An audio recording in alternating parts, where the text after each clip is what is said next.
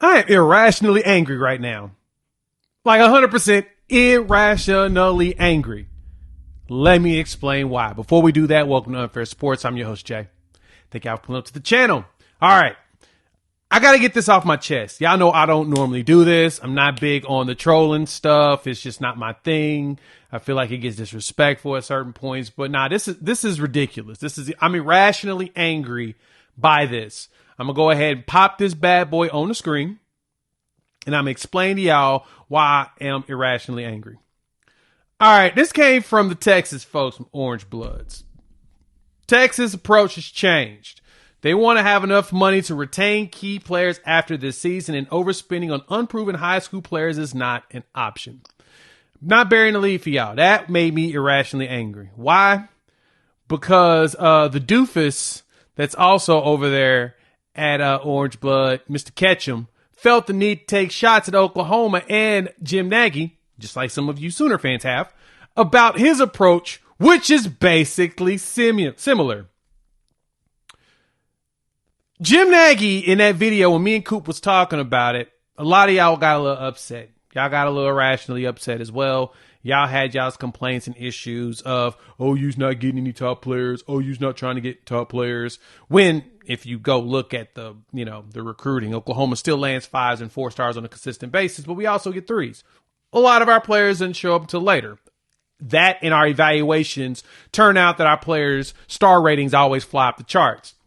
Best example was last year, Ryan Fogier was a 3-star and wasn't even ranked in most places. When we got him to commit at the beginning of the year, y'all yelled at me. And then guess what?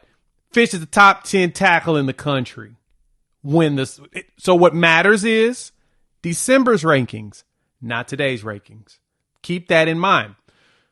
But Nagy had that video and came out and he talked about with the triple option over there, triple option podcast from KTUL. And he said that the focus for this team is they know that they're going to have to find value. And where they find a lot of that value is if there's a player that has an evaluation out there that's similar to the evaluation of, say, a 5-star, just to say that out loud.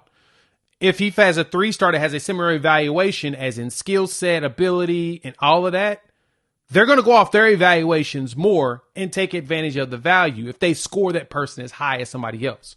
Not every 5-star is scored the same by every single site or even by coaching staffs. Like, Bojandro, when he committed, he's a 3-star, but Texas and Oregon wanted him. And I know for a fact that one of them, I'm not going to tell you who, but one of them had him rated as a top 10 linebacker in the country. Right? So that happens. That's consistent. And that's okay. There's nothing wrong with that. That's what you're going to get when it comes to recruiting. It's going to be all over the place. But your goal is to find those players that are going to show up, show out, and then hit themselves to the league. For example, R. Mason Thomas, who was a 3-star.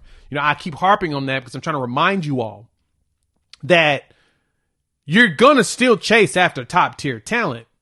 But if you find somebody that evaluates and measures up to what you're looking for, that's not going to be as expensive as these other unproven kids, you're probably going to go for the value person. And you're going to hit the transfer portal anyway. Jaden Ott, John Mateer. You're going to spend some time in the transfer portal after those guys. We've seen some top-tier players come out of that. But that got me irrationally angry. And I say irrationally because I shouldn't have been angry. I should expect that from that dude. I should expect that from that dude. I know rational Texas fans. I'm cool with some good ones. And they agreed with me when I shot them message. I'm like, hey, man, is this really what we're doing? They're like, yeah, that's pretty stupid.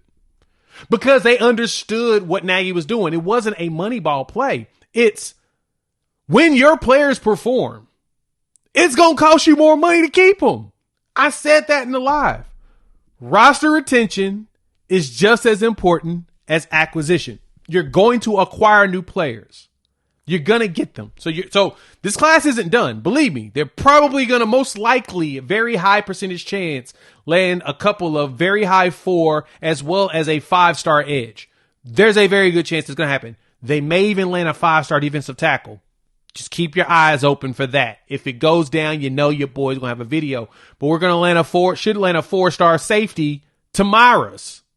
So I lost my mind. I'm about to go see the Superman movie and I'm pissed.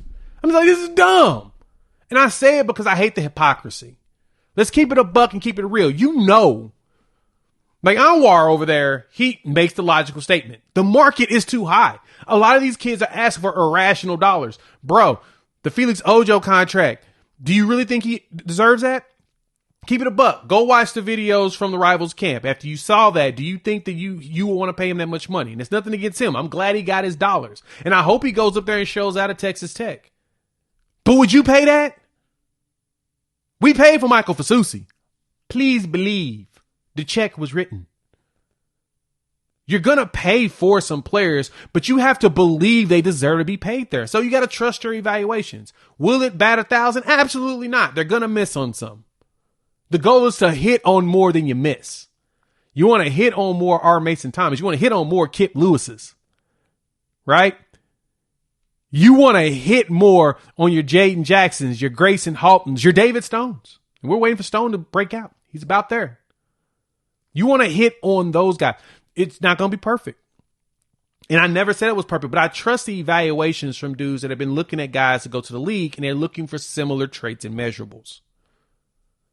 The question is, will they get dudes that are developed enough to translate today at the collegiate level and then continue to transcend into the NFL? Because that's where the problem lies. That's where my doubt, that's where my confusion, that's where my concern lies in the evaluation process that I know that they're doing, is that some of these kids, some of these players that were low rated in stars, they didn't track well in the beginning of their collegiate career, in their high school career and going into the collegiate, because that's why they were rated so low. But then when they got into college and got into those programs and dedicated their time, they ascended fast. Jared Verse was probably one of your best one. Khalil Mack's another great one. Those are some examples that I try to point out. Those are the outliers. There's a ton of them, but you got to remember, there's a ton of them. There's a ton of NFL talent that came from lower stars and other programs. It happens. Now, I mean, at some point you want to be like Georgia and you're getting like 8 bajillion of these dudes. You want that. But until you build the reputation that you need to build to be able to do that, you got to work with what you can work with. And the one thing I know Oklahoma can work with, keeping it a buck, they can work with, is finding some good talent and some diamonds out there in the rough. I promise you, it's going to be okay on the recruiting side. It may not be perfect today, but Oklahoma goes and shows out this season. I bet you there are a lot of those heads that were turning away that's being negatively recruited because of all the injuries last year. They'll turn their heads back. You see it often. Look at Florida State. Right? They had an undefeated season, was abysmal last year. They're starting to rebuild their momentum, and they're showing what the future looks like. New OC. And once they go on the field, if they actually do that, they're going to start getting some more players too. I expect Oklahoma to have that same scenario. I don't expect Oklahoma to be at the bottom for that much longer. I expect Oklahoma, once the season starts, that Michigan game, and if they do what they're supposed to do, didn't say they are, I said if they do, they're supposed to do, then y'all going to be seeing all these floods, and I'm going to see a lot of y'all turning y'all's head, changing your minds, jumping back on the bandwagon. Don't do it. Stay where you are. Just ride out the rest of the season and see how it goes. Let me know what y'all think. Hop in the comments. I want to hear your thoughts. I know I'm going to get a lot of venom and vitriol from a lot of you. You're going to lose your minds and be mad. You're going to be irrationally angry like me. That's fine.